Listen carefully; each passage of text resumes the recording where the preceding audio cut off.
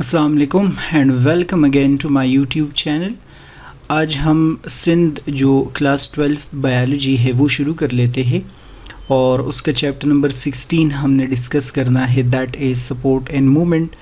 तो मैंने कुछ इसमें जो पॉइंट्स बनाए हैं, कुछ नोट्स मैंने यहाँ पर ख़ुद से ऐड कर दिए हैं ताकि आप लोगों को बाद में एंट्री टेस्ट में फ़ायदा हो, और कुछ पॉइंट्स आप लोगों की बुक के मैं एक्सप्लेन कर रहा हूँ ताकि जब आप लोग बोर्ड एग्ज़ाम की तैयारी करें तो उसमें थोड़ी सी आप लोगों को आसानी हो।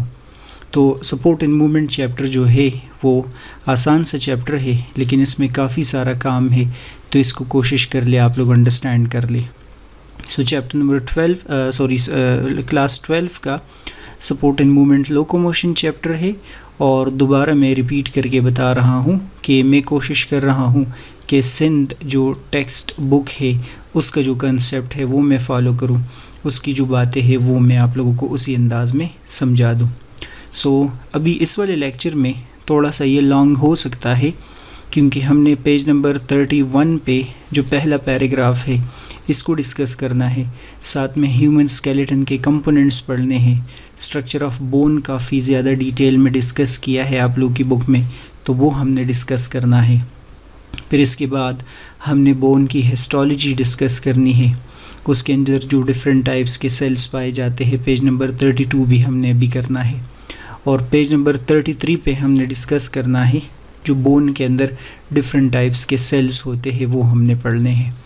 इसके बाद जो नेक्स्ट मेरा लेक्चर होगा उसमें हम पेज नंबर 33 पे जो स्ट्रक्चर ऑफ कार्टिलेज है उसके हवाले से डिस्कशन करेंगे। सो मैं शुरू कर लेता हूँ। सबसे पहले ये वाला पैराग्राफ और उसके साथ ये सारी की सारी बातें हम कवर कर लेंगे इस लेक्चर में। सो आप लोग देख ले यहाँ पर मैंने क्या नोट किया है। पहला पॉइंट मैंने आप लोगों के सामने नोट किया है कि animals live in different habitat on earth. ये तो सबको पता है कि तमाम एनिमल्स जो है उनके हैबिटेट डिफरेंट है। कुछ आप लोग पढ़ते हैं एक्वाटिक इन्वायरमेंट में रहते हैं, कुछ आप लोग डिस्कस करते हैं कि डेजर्ट में रहते हैं, कुछ आप लोग डिस्कस करते हैं एनिमल्स के फॉरेस्ट में रहते हैं। तो एनिमल्स के जो हैबिटेट है, हैबिटेट वो एरिया जहाँ पर वो रहता है, उन सब के हैबिटेट एक दूसरे से क्या होते हैं, डिफरेंट होते हैं। They need to develop appropriate physical adaptations to obtain resources in variable environmental conditions for existence। तमाम एनिमल्स में क्या होनी चाहिए, अगर उन्होंने सर्वाइव करना है अपने एक इन्वायरमेंट के अंदर या चेंजिंग इन्वायरमेंट के अंदर, कि कभी टेम्परेचर क्या होगा, कभी लाइट क्या होगा and so on, in animals के अंदर क्या आना चाहिए, कुछ एडाप्टेशंस आने चाहिए।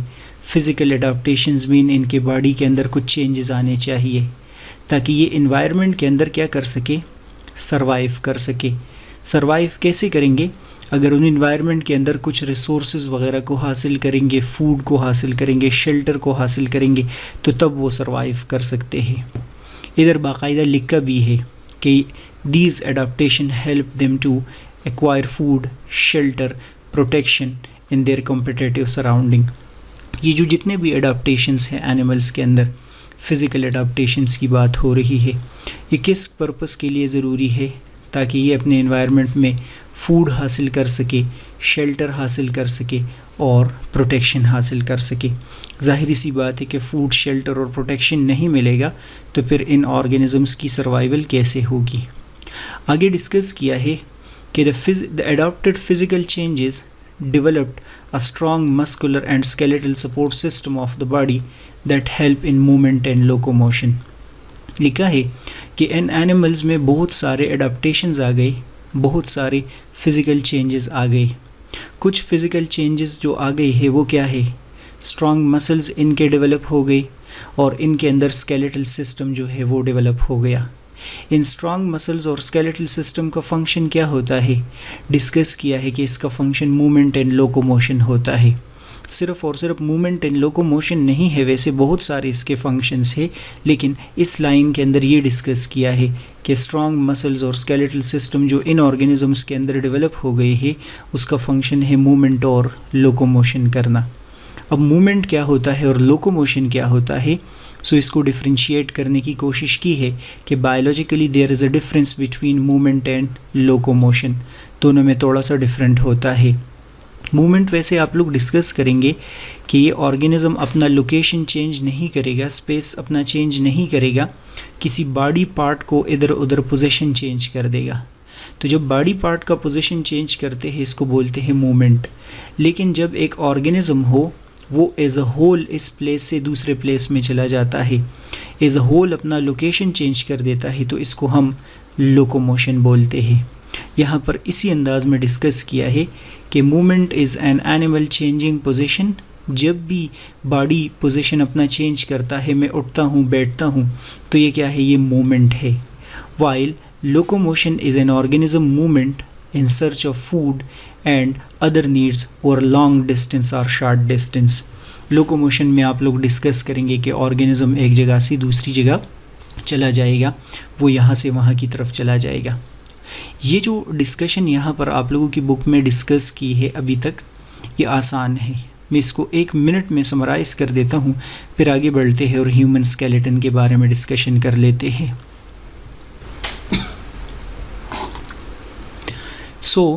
अभी तक जो डिस्कशन की है उसमें ये डिस्कस किया है कि तमाम एनिमल्स के हैबिटेट डिफरेंट है, और अगर इन हैबिटेट में इन्होंने सरवाइव करना है तो इनके अंदर क्या आने चाहिए, कुछ एडाप्टेशंस होने चाहिए। एडाप्टेशंस इस वजह से होने चाहिए ताकि अपने इन्वायरमेंट में फूड, शेल्टर और प्रोटेक्शन हासिल कर सके।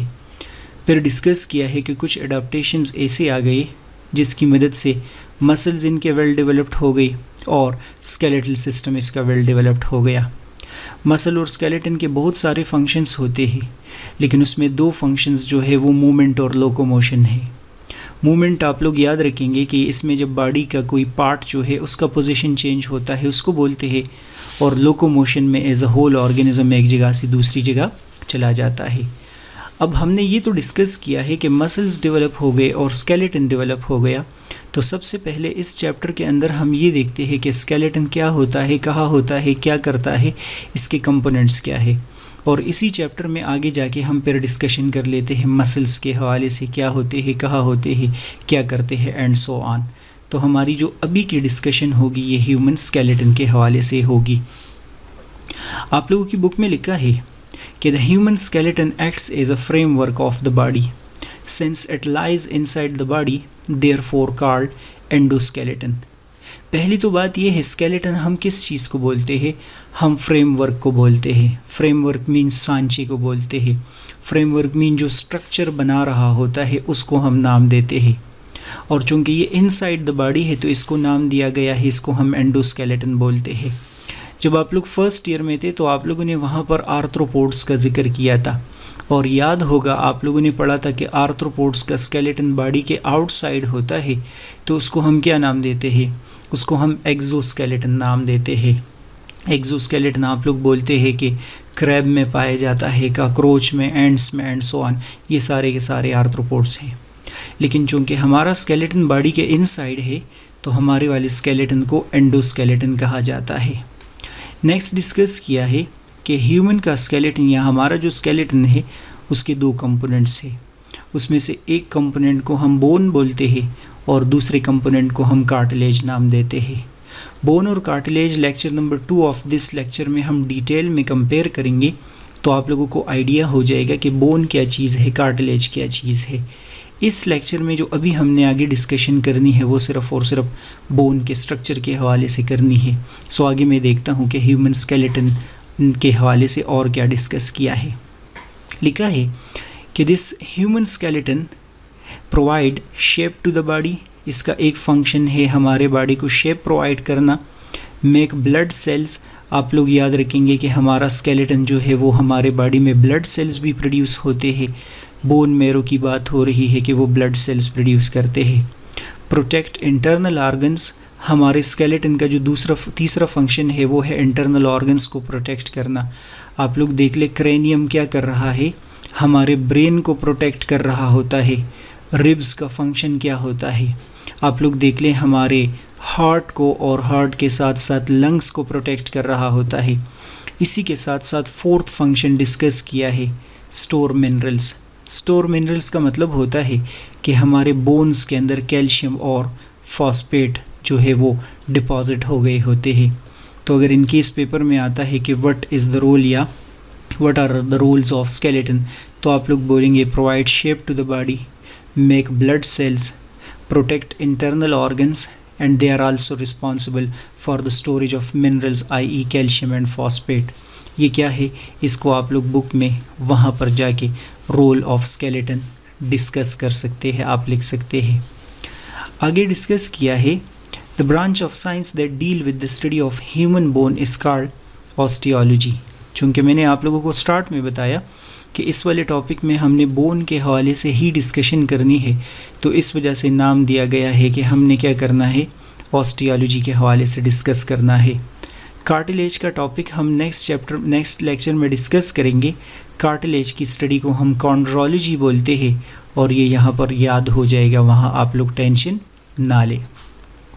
आगे डिस्कस किया है इसी टॉपिक के अंदर कि bones and muscles are attached to form a well coordinated musculoskeletal system. लिखा है कि हमारे बॉडी के अंदर जो बोन्स होते हैं और कार्टिलेज होते हैं, ये एक दूसरे से अकेले अलग अलग वर्क नहीं कर रहे होते मूवमेंट एंड लोकोमोशन लाने के लिए, बाकायदा ये एक सिस्टम बना लेते हैं और उसको हम मस्कुलोस्केलेटल सिस्टम नाम देते हैं। मस्कुलोस्केलेटल सिस्टम का मतलब हो जाएगा कि इसमें मसल्स भी है और इसमें स्केलेटन भी इन्वॉल्व होता है, स्केलेटन मीन बोन्स भी इसमें इन्वॉल्व होते हैं। सो यही हमने इस चैप्टर के अंदर डिटेल में डिस्कस करने हैं। सबसे पहले जो कुछ जनरल बातें आप लोगों को बोन के बारे में याद होनी चाहिए वो ये है कि जब हमारी बर्थ होती है तो at the time of birth हमारे बॉडी के अंदर कितने बोन्स होते हैं, 300 बोन्स होते हैं। लेकिन जैसे जैसे हमारा टाइम गुज़र रहा होता है तो हमारे बॉडी के अंदर बोन का नंबर 206 हो जाता है। तो अगर इन केस कहीं पेपर में आता है कि चिल्ड्रन की जब बर्थ होती है तो कितने बोन्स होते हैं, 300, लेकिन बाद में वो 206 हो जाते हैं। और इनके साथ क्या होता है, तो आप बोलेंगे फ्यूजन अकर होती है, बोन्स के अंदर फ्यूजन अकर होती है, डीजेनरेट नहीं होते। वो ऑप्शंस में आपसे एग्जामिनर पूछेगा कि 300 बोन से 206 क्या होते हैं, क्या बोन्स डिसअपियर हो जाते हैं, डीजेनरेट हो जाते हैं, डेथ अकर हो जाती है क्या, तो आप बोलेंगे कि दे डिसअपियर बिकॉज, क्योंकि उसमें फ्यूजन अकर हो रहा होता है, बोन्स फ्यूज़ हो जाते हैं।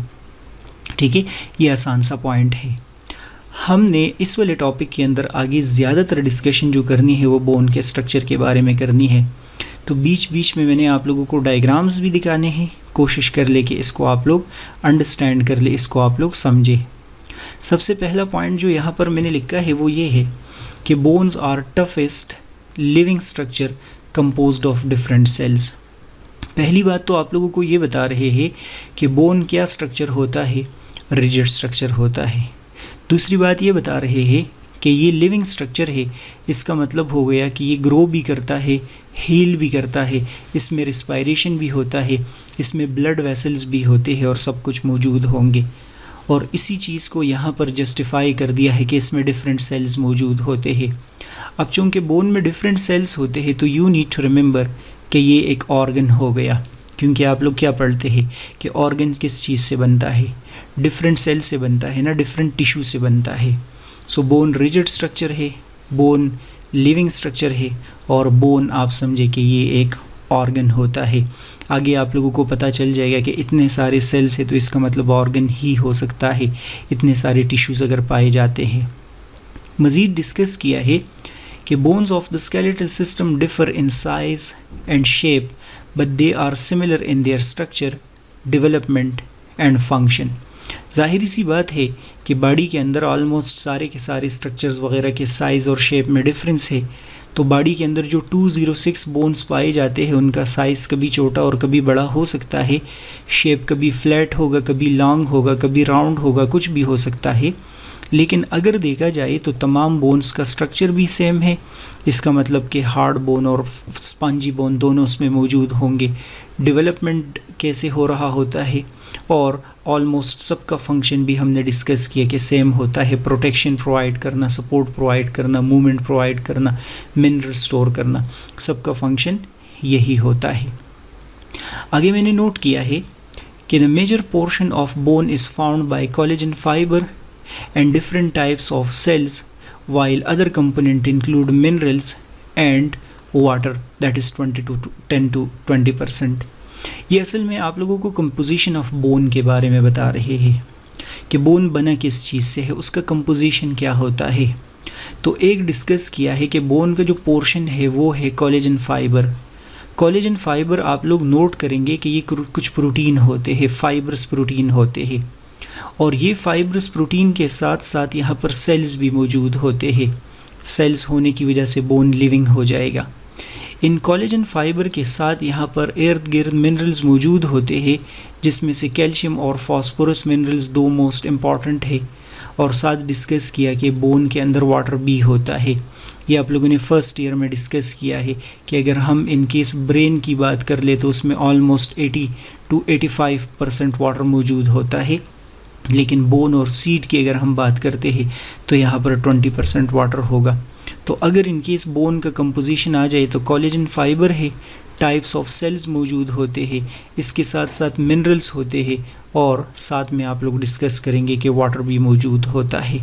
ये कंपोजिशन ऑफ द बोन की बात कर रहे हैं। नेक्स्ट डिस्कस किया है collagen fibre is a fibrous protein strengthening bone with calcium upon calcification और ऑसिफिकेशन। ये वही बात बता रहे हैं जो अभी मैंने आप लोगों को बताई है कि कोलेजन फाइबर क्या चीज़ है। डिस्कस किया है कि ये एक फाइब्रस प्रोटीन है, ग्लोबुलर प्रोटीन नहीं है। फर्स्ट ईयर में आप लोगों ने पढ़ा था कि कुछ ग्लोबुलर प्रोटीन भी होते हैं, ये फाइबर के फॉर्म में होता है। और डिस्कस किया है कि इस कोलेजन के साथ जब कैल्शियम जमा हो जाता है तो इस प्रोसेस को कैल्सिफिकेशन या ऑसिफिकेशन बोलते हैं, और कैल्सिफिकेशन या ऑसिफिकेशन की वजह से बोन स्ट्रेंथ उसमें ज़्यादा हो जाता है, बोन आप समझे स्ट्रांग हो जाता है। जब आप लोग फर्स्ट ईयर में थे तो आप लोगों ने पढ़ा था कि बर्ड्स के बोन्स में ऑसिफिकेशन का प्रोसेस नहीं होता। बर्ड्स के बोन्स में ऑसिफिकेशन का प्रोसेस इस वजह से नहीं होता ताकि उनके बोन्स जो है वो लाइट इन वेट बन जाए। लाइट इन वेट इस वजह से बोन्स बन जाए क्योंकि बर्ड्स हर वक्त फ्लाइट कर रहे होते हैं, हवा में होते हैं, ग्रेविटी के अगेंस्ट हर वक्त रहते हैं, तो उनके बोन्स को क्या होना चाहिए, वो कैल्शियम और फॉस्फेट नहीं होना चाहिए। तो बर्ड्स में आप लोग याद रखेंगे कि ऑसिफिकेशन नहीं हो गया होता। ये फर्स्ट ईयर में आप लोगों के काम आएगा ये वाला पॉइंट। आगे नोट किया है बोन के स्ट्रक्चर के बारे में, चूँकि हमारा टॉपिक ही बोन का स्ट्रक्चर है तो 3-4 पॉइंट्स में यहाँ पर दिखा के आगे मैं पिक्चर दिखा देता हूँ बोन का। लिखा है कि the articular cartilage is thin layer of hyaline cartilage covering the part of epiphysis where the bone form joint with other bone. Articular cartilage reduce friction, absorb shock at freely movable joint. ये sentence book के अंदर नहीं है लेकिन आप लोगों के काम आएगा। आपको बता रहे हैं कि आर्टिकुलर कार्टिलेज क्या होता है। ये बता रहे हैं कि ये हाइलिन कार्टिलेज का एक टाइप है, और हाइलिन कार्टिलेज हम नेक्स्ट लेक्चर में डिस्कस करेंगे कि ये कार्टिलेज का टाइप होता है। लिखा है कि ये आर्टिकुलर कार्टिलेज कहाँ मौजूद होता है, बोन के एंड्स पे मौजूद होता है। एपिफाइसिस में भी आप लोगों को दिखाता हूँ कि क्या होगा। और ये कौन से पॉइंट पे, जॉइंट वाले पॉइंट पे। सपोज करते हैं फॉर वाइल कि ये हमारे पास एक बोन है और इस बोन के एंड पे मैं आप लोगों के सामने डिस्कस कर लेता हूँ कि ये वाला जो पार्ट आप लोगों को नज़र आ रहा है ये क्या चीज़ है। ये आप लोग बोले ये हाइलिन कार्टिलेज है। इसका क्या काम होता है, फ्रैक्शन को रिड्यूस करना होता है, क्योंकि दूसरा बोन जब इसके साथ अटैच होगा तो जाहिर सी बात है कि उनके सरफेसेस रफ़ होंगे ना, तो शॉक भी एब्जॉर्ब करना है, और सरफेसेस को प्रोटेक्ट करने के लिए यहाँ पर क्या होना चाहिए, ये कार्टिलेज होना चाहिए। क्योंकि दो चाक एक दूसरे के साथ आप लोग बार बार फ्रैक्शन दे तो सरफेसेस उन चाक के ख़राब हो जाएंगे, तो बोन के सरफेसेस भी ख़राब हो सकते हैं। मैं डायग्राम में दिखाता हूँ कि आर्टिकुलर कार्टिलेज किस चीज़ की बात हो रही है। साथ में डिस्कस किया है पेरिओस्टियम।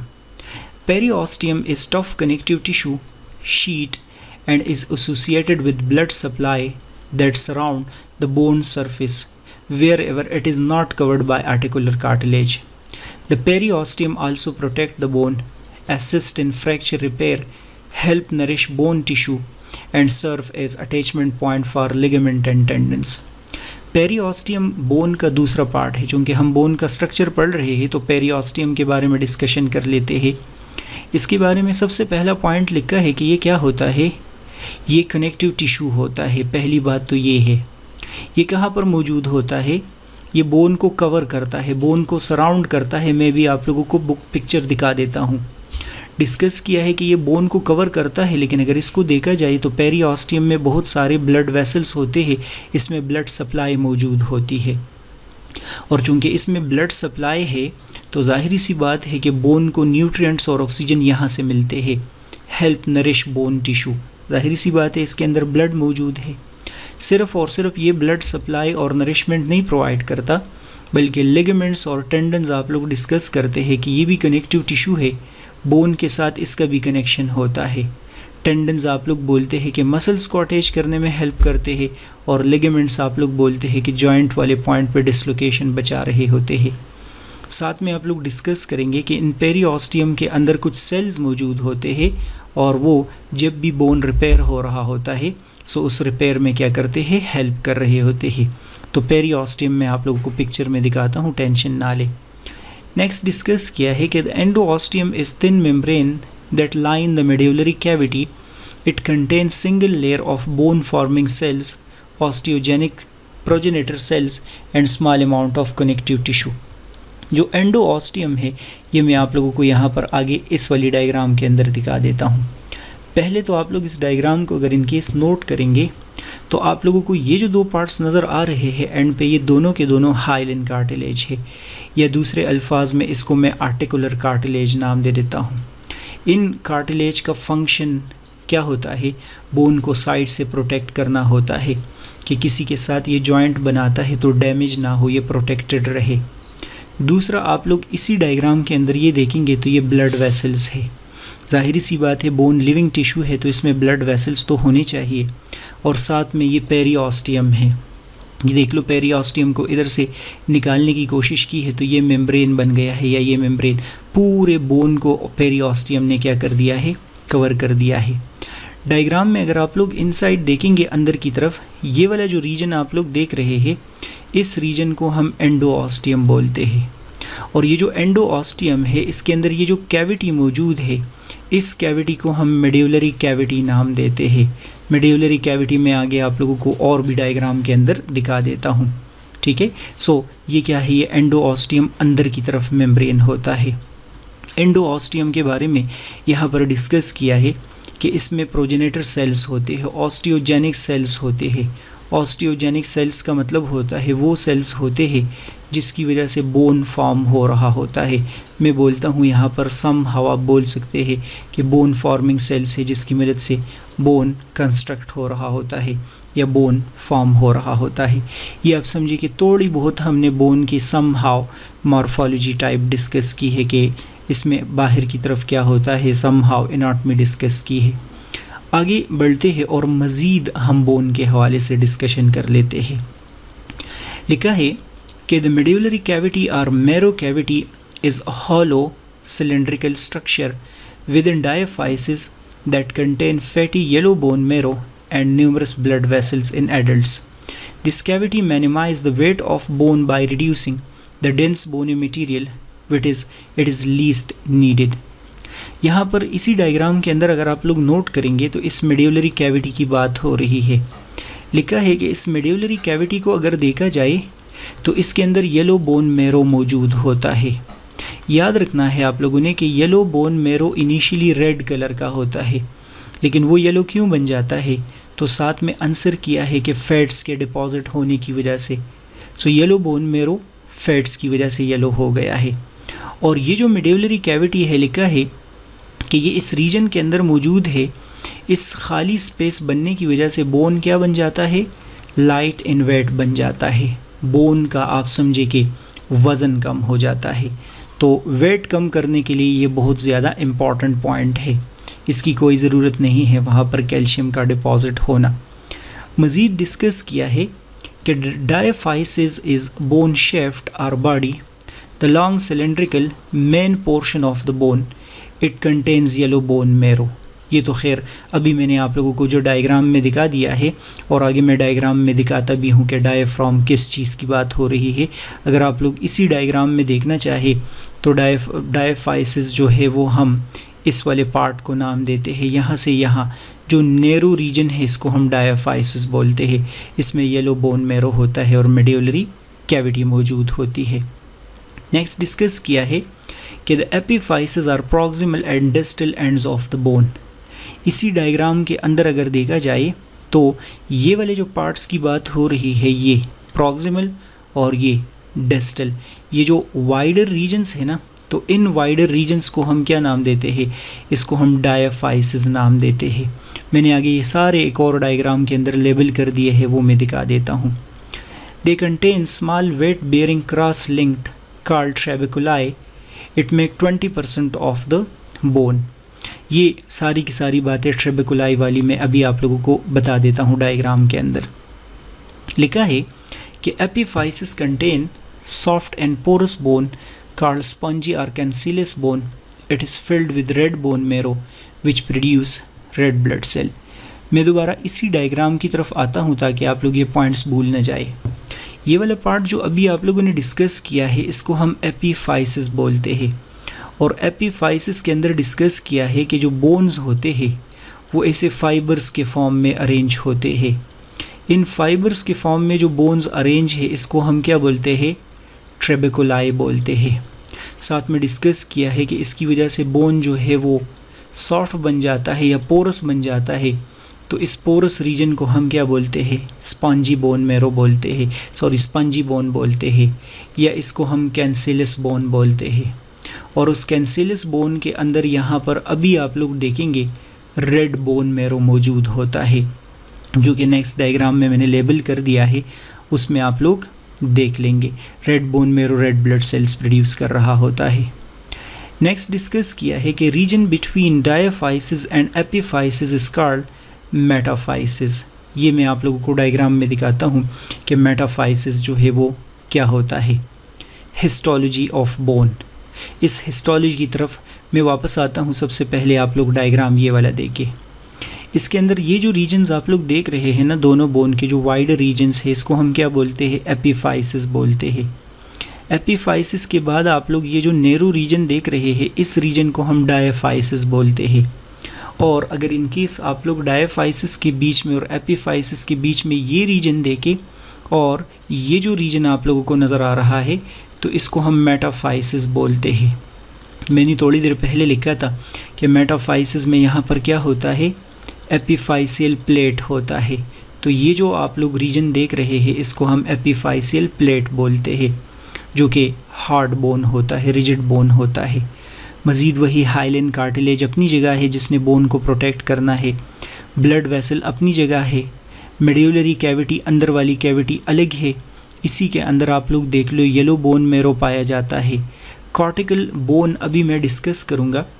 ये जो आप लोगों को रिजिड बोन नज़र आ रहा है ना बाहर की तरफ, ये वाला रीजन जो थिक रीजन आप लोग देख रहे हैं जिसको मैं ब्लैक कर रहा हूँ, इसको हम कॉर्टिकल बोन बोलते हैं और ये 80% बोन का हिस्सा बनाता है। लेकिन अगर आप लोग अंदर की तरफ ये पोरस रीजन देखते हैं तो ये 20% बोन का हिस्सा है और इसको हम कैंसिलस बोन बोलते हैं या हम इसको स्पॉन्जी बोन बोलते हैं।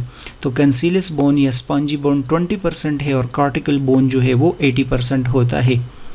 कैंसिलस या स्पॉन्जी बोन के अंदर आप लोग डिस्कस करेंगे रेड बोन मेरो होता है और रेड बोन मेरो रेड ब्लड सेल्स प्रोड्यूस करता है और मेड्यूलरी कैविटी में येलो बोन मेरो है, ये ब्लड सेल्स नहीं प्रोड्यूस कर रहा होता। ये यहाँ तक बातें हो गई। बाकी तो खैर पेरियोस्टियम आप लोगों को पहले से पता है और एंडोऑस्टियम का भी आप लोगों को क्या है, पहले से पता है। ये क्या है, ये पूरे का पूरा आप बोले कि बोन का डायग्राम हो गया, बोन का स्ट्रक्चर हो गया, जो कि आप लोगों ने वहाँ पर आराम से ड्रा करना है। अब हम वापस आते हैं और इस बोन की जो हिस्टोलॉजी है वो डिस्कस कर लेते हैं। सो हिस्टोलॉजी मीन इसके अंदर टिश्यू कौन से है, इसके अंदर सेल्स कौन से है और थोड़ा सा माइक्रोस्कोपिक स्ट्रक्चर इसका पढ़ते हैं। The external part of the diaphysis is called cortical bone. अभी मैंने आप लोगों को डायग्राम में दिखा दिया और दोबारा भी दिखा देता हूँ कि कॉर्टिकल बोन जो रिजिड या टफ बोन होता है उसको बोलते हैं, या हम इसको कॉम्पैक्ट बोन भी नाम देते हैं। Cortical bone form 80% of the skeletal structure and consist of many small cylinders known as osteons। ये डायग्राम अभी आप लोगों ने नहीं देखा, सो आप लोग बोलेंगे कि कॉम्पैक्ट बोन छोटे छोटे यूनिट से बना होता है और उन छोटे छोटे यूनिट्स को हम ऑस्टियोन्स बोलते हैं। अभी मैं डायग्राम में दिखाऊंगा। Each osteon is made of many lamellae which are concentric layer made of an organic part collagen and an inorganic part called hydroxyapatite which are mostly calcium phosphate। लिखा है कि कॉर्टिकल बोन छोटे छोटे unit से बना होता है, उसको हम बोलते हैं ऑस्टियोन्स, और ऑस्टियोन्स छोटे छोटे लेयर्स से बनते हैं। उन लेयर्स को हम क्या नाम देते हैं, उसको हम बोलते हैं, यहाँ पर डिस्कस किया है कि ऑस्टियोन छोटे छोटे लेयर से बने हैं जिसको हम बोलते हैं लेमेलाई। और ये किस चीज़ से बने होते हैं, ये कोलेजन प्रोटीन से, और कोलेजन प्रोटीन से कैल्शियम और फॉस्फेट, उसके साथ साथ कैल्शियम और फॉस्फेट होता है। कैल्शियम और फॉस्फेट को कंबाइन मिला के हम हाइड्रोक्सी एपेटाइट हम इसको नाम देते हैं। डायग्राम में मैं अभी दिखाता हूँ आप लोगों को। साथ में लिखा है कि in the centre of every osteon is a Haversian canal which contain blood supply and innervations of the bone cells. आप लोग डायग्राम की तरफ बढ़े, मैं आप लोगों को ये सारी बातें दिखा देता हूँ। सो ये एपिफाइसिस है, डायाफाइसिस है, हाइलिन कार्टिलेज है, ब्लड वेसल्स है, मेडुलरी कैविटी है, yellow bone marrow, cortical bone जो रिजिड होता है, कैंसिलस बोन या स्पॉन्जी बोन होता है, रेड बोन मेरो, पेरियोस्टियम और एंडोऑस्टियम। मैं ऐसा करता हूँ ना कि जो आप लोगों को ये कॉर्टिकल बोन नज़र आ रहा है, छोटा सा ये पोर्शन, ये रिजिड पार्ट, इसको मैं ओपन करके ज़रा देख लेता हूँ जूम इन करके कि ये कैसे बना होता है। तो इसको मैं यहाँ निकाल देता हूँ, आप लोग देख लीजिए ऐसे होता है। ये मैंने ये रिजिड पार्ट क्या कर दिया है, इसको ओपन करके आपके सामने रखा है। तो ये जो रिजिड पार्ट आप लोग देख रहे हैं, यहाँ से यहाँ तक इस पूरे के पूरे स्ट्रक्चर को जो आप लोग नोट कर रहे हैं, ये क्या है, ये आप बोले कि कॉर्टिकल बोन है, या मैं इसको नाम देता हूँ ये कॉम्पैक्ट बोन है। आप लोग ख़ुद अंदाज़ा लगा लीजिए 80% हिस्सा बना रहा है। जबकि ये जो छोटा सा पोर्शन आप लोग नोट कर रहे हैं, ये वाला, ये स्पॉन्जी बोन है। स्पॉन्जी बोन मीन के जो पोरस हो, और ये इसमें जो प्रोजेक्शंस देख रहे हैं इधर उधर, इन प्रोजेक्शंस को हम ट्रेबेकुलाई नाम देते हैं। क्या नाम देते हैं, ट्रेबेकुलाई नाम देते हैं। इसके अंदर रेड बोन मेरो मौजूद होता है। अभी आप लोगों ने डिस्कस किया कि अगर इस कॉर्टिकल बोन को हम मैग्नीफाई करते हैं तो इसमें स्मॉल यूनिट्स होते हैं, सिलेंड्रिकल यूनिट्स होते हैं, जिसमें से एक यूनिट आप लोग ये वाला देख रहे हैं, दूसरा यूनिट आप लोग यहाँ पर ये सर्कल के फॉर्म में देख रहे हैं, तीसरा ये है, फोर्थ ये है, फिफ्थ ये है, सिक्स्थ ये है, बहुत सारे यूनिट्स हैं। इन छोटे छोटे स्मॉल सिलेंडर्स को हम क्या नाम देते हैं, इनको हम ऑस्टियोन नाम देते हैं। अगर आप लोग इन तमाम ऑस्टियोन्स को देखते हैं, इसके स्ट्रक्चर को अगर आप लोग गौर से देख लेते हैं, तो आप लोग इनको क्या, इनके अंदर क्या नज़र आएगा, ये देख ले लेयर्स नज़र आएंगे। ये देख ले ये क्या चीज़ें हैं, ये इसके अंदर लेयर्स आप लोग देख रहे हैं। तो चूँकि इसके अंदर ऐसे लेयर्स मौजूद है, तो इन लेयर्स को हम लेमेलाई बोलते हैं। सो ऑस्टियोन किससे बना है, लेयर से बना है। ये एक एक लेयर आप लोग जो देख रहे हैं सर्कल के फॉर्म में, ये लेमेलाई है। इसी के साथ साथ अगर आप लोग इस डायग्राम को देखेंगे तो इस डायग्राम में आप लोगों को नज़र आएगा कि इसके अंदर ये देख लो ब्लड वेसल मौजूद है इस कैविटी के अंदर। सो इस कैविटी को हम क्या बोलते हैं, हेवर्सियन कैनाल हम इसको बोलते हैं। और हेवर्सियन कैनाल के अंदर यहाँ पर ब्लड वेसल्स है। तो ये जो कैनाल है ये हेवर्सियन कैनाल है, इसके अंदर क्या मौजूद है, ब्लड वेसल्स मौजूद होते हैं। ये किस चीज़ का स्ट्रक्चर है, ये आप लोग बोलेंगे कि आपके बोन का स्ट्रक्चर है। इसको थोड़ा सा अगर मैं इनकी जूम इन कर देता हूँ तो चीज़ें क्लियर हो जाएंगी। आप लोग देख ले, ये ब्लड वेसल है और इसके अंदर हेवर्सियन कैनाल है। आपको ऑस्टियोन ये बाहर की तरफ प्रोट्रूड हुआ नज़र आ रहा है, और इसके अंदर ये छोटे छोटे सेल्स देख रहे हैं जहाँ पर न्यूक्लियस है। ये एक सेल है, दूसरा सेल है, तीसरा सेल है, फोर्थ सेल है, फिफ्थ सेल है। ये सारे के सारे इसके अंदर बहुत सारे क्या मौजूद है, सेल्स मौजूद है। इन सेल्स को आप लोगों ने आगे जाके अभी डिस्कस करना है कि बोन के अंदर कौन कौन से सेल्स पाए जाते हैं। तो ये सारा जो स्ट्रक्चर नज़र आ रहा है ना आपको, ये असल में ये कॉर्टिकल बोन है, मीन जो कॉम्पैक्ट बोन जिसको बोलते हैं, इसका स्ट्रक्चर मैंने यहाँ पर ड्रा कर दिया है। आगे बढ़ते हैं और थोड़ी देर के लिए जो बोन के अंदर सेल्स होते हैं उसकी बात कर लेते हैं, फिर ये टॉपिक ख़त्म हो जाएगा। याद रखना है आप लोगों ने कि बोन में 3 तरह के सेल्स होते हैं जिसकी डिस्कशन मैं आगे भी करूँगा। सबसे पहले टाइप के जो सेल्स है उसको हम बोलते हैं ऑस्टियोब्लास्ट, और अभी ये जो आप लोगों का रीसेंट 2024 एमडीकेट टेस्ट हुआ है उसमें ये वाला एमसीक्यूज़ आया है।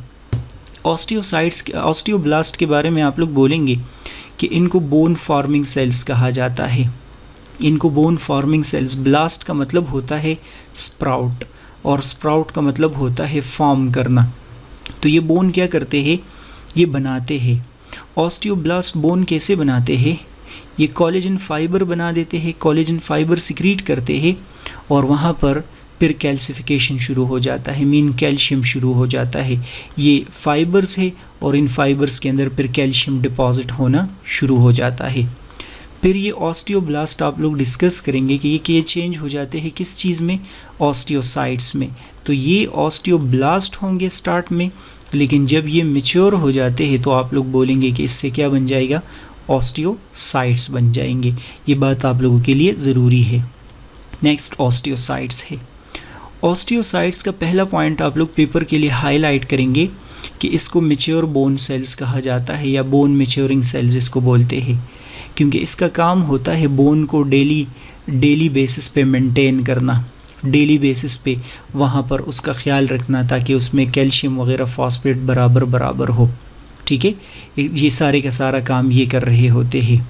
और आखिरी टाइप के जो सेल्स है वो है ऑस्टियोक्लास्ट।